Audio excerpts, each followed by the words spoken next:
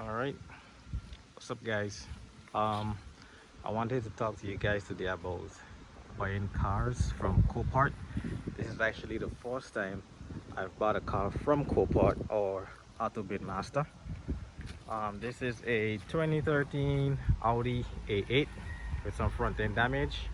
I should have made a video sooner about the damage so you guys could have actually seen it. I did some of the repairs already, as you can see. The front fender on this side was damaged, headlights damaged, the radiator core support is also damaged, and this houses the headlights, so I'll have to get a new one. The rebar is also damaged, so I'll have to get a new one. We have some damages on the hood right here, on the corners and on the front, but overall decent car, very nice. Is it worth purchasing a car from Copart to have it shipped overseas? I'm actually in the British Virgin Islands, so in my opinion, it depends on the type of car you buy. It will be worth it. In my case, is it worth it? After reselling this car, I think I'll be breaking even once the repairs are finished. This car has about 55,000 miles. The battery is dead, so I can't really show you guys anything. It's been raining here, so the car is very dirty as well. So yeah, my experience purchasing this car from Copart was hell. It was hell. So let me run you guys through the process of what I had to go through to get this car shipped to my country. So I saw the car on Copart at a buy now price for 5,800. I purchased the car, paid all the fees to Copart, and they handled all the shipping to my country. Now,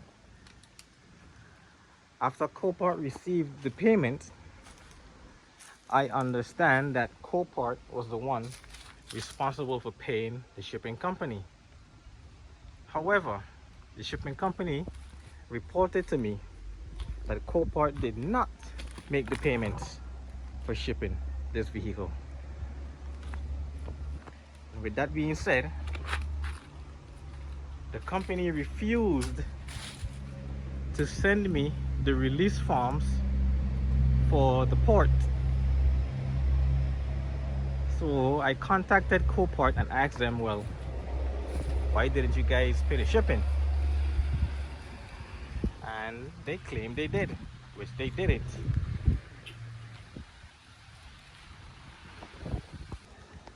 Yeah, so because they failed to make the payments to the shipping company, they withheld the release forms for the vehicle.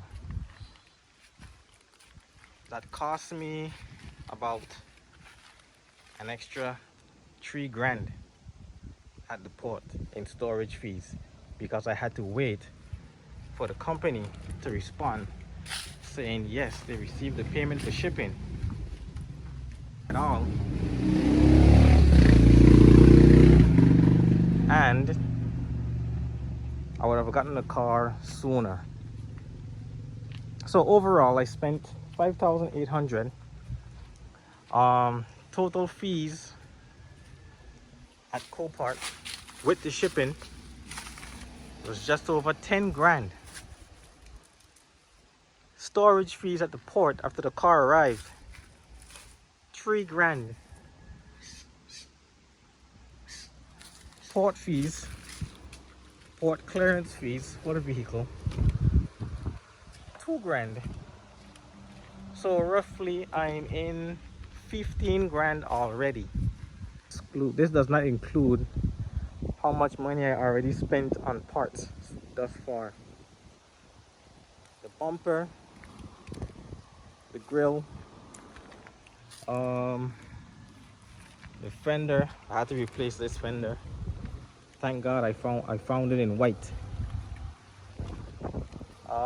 What else needs to be replaced? The The rebar needs to be replaced.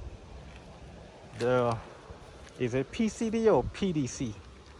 The sensor that houses the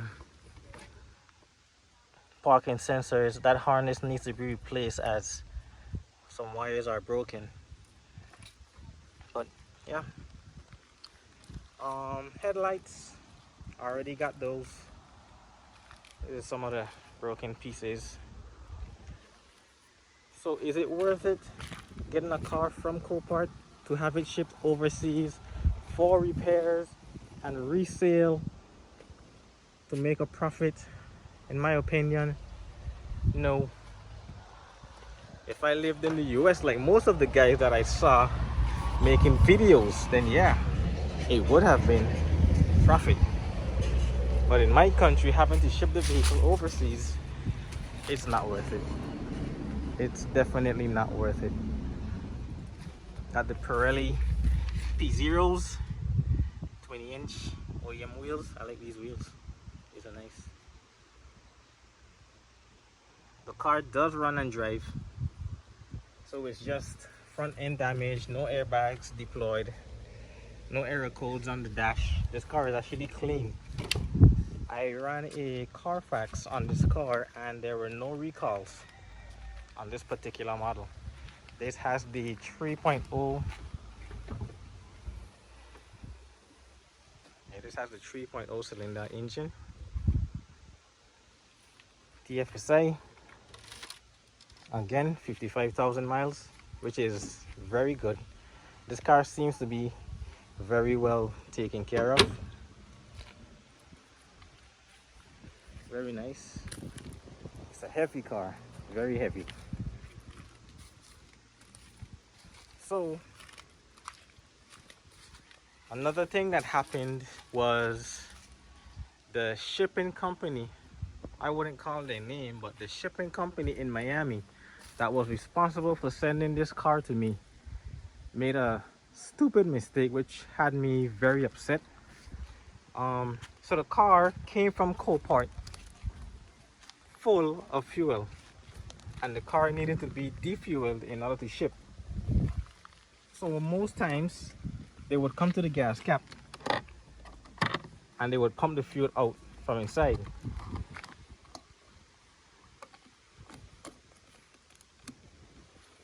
Right? In my case, these fools lifted the rear seats to get to the fuel pump.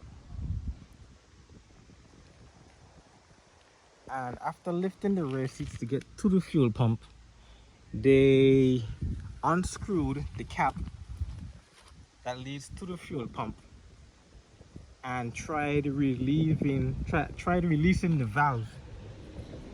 They tried to release the valve that the fuel comes out of, and in doing so, these clones broke the cap from the fuel pump. So they didn't inform me of this. Of course they wouldn't. So when the car arrived, I tried starting it and I couldn't get the car to start no matter what I did. It would just turning over and no start. Then I began smelling fuel. After smelling the fuel, I came out of the vehicle and I looked underneath. And once I looked underneath, I saw that there was fuel leaking from the pan. So I was like, maybe there's a rupture in the tank.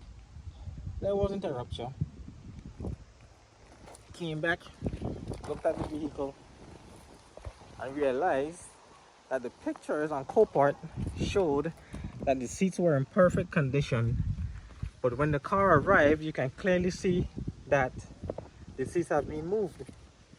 So that led me to investigate, and that's when I noticed that someone removed the rear seats to get to the fuel pump. And then going to the fuel pump, they broke the fuel line that sends the fuel to the vehicle, to the engine. So I called the company and I asked them about it, and they said that they are unaware of that, and that's not their procedure to do so when defueling a car. I said, well, someone did it, and you as the manager is unaware that this is what your workers are doing. I sent them a picture of the broken fuel line.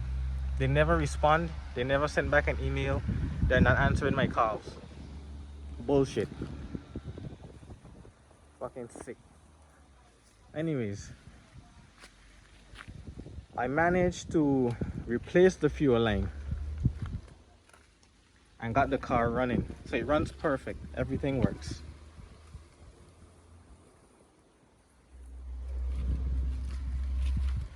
Got this little wing. Most people don't like the wing. I might just take it off. But yeah, overall in terms of damage, small scratches like this, there, right here. Small scratches right here as well.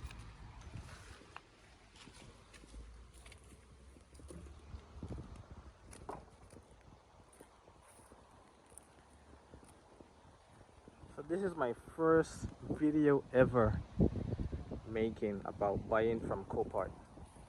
And like I said, in my opinion, it's really not worth it buying a used vehicle from Copart in America to have it shipped overseas. It's not really worth it. I guess it depends on the car and the profit that you can make. In my case, the value of this would be, I've seen them with this mileage and this year. This has the matrix headlights. These go for about 20,000, 25,000. I've seen some even up to 29,000. So after getting it repaired,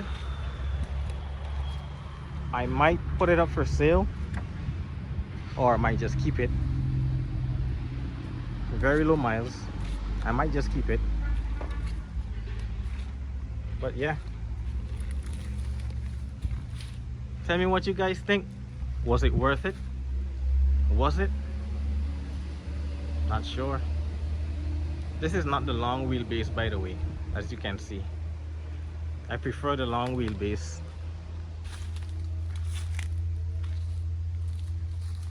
So there's a dispute about the long wheelbase versus the short wheelbase in terms of wheel size. Most guys with the long wheelbase tends to put 22s.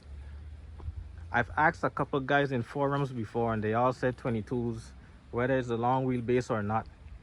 But in my opinion, I've seen the A8s on 22s, short wheelbase, base version like this one, on 22s, and the wheels were, in my opinion, too big for the base model. So I'm thinking these are 20s, I'm thinking 21s. Tell me what you guys think. 21s or 22s? Regular A8, 3.0, all-wheel drive, 55,000 miles, 2013. Should I go 22s OEM, or should I go 21s OEM? I don't really want to put like aftermarket wheels. I like these wheels. These should have came in 21s or 22s maybe, but I prefer 21s on the base model. To me, they just fit a lot better. If I had the A8L, then the length of that vehicle will even out the size of the wheels and make it look more comfortable on the road instead of looking like a vehicle that has wheels that are too big for it. So again, tell me what you guys think. I'll be making more videos on future repairs. Keep you guys updated. Few people already approached me and they were like, I want to buy it, but I'm not gonna sell it right now. I'm gonna fix it up, drive it for a while, and then if the opportunity comes for me to get the A8L, maybe 2015, 2016 model, I might just go for that one. I might. So if you guys want to be kept updated, you guys can just follow, subscribe, share. Yeah, tell me what you guys think.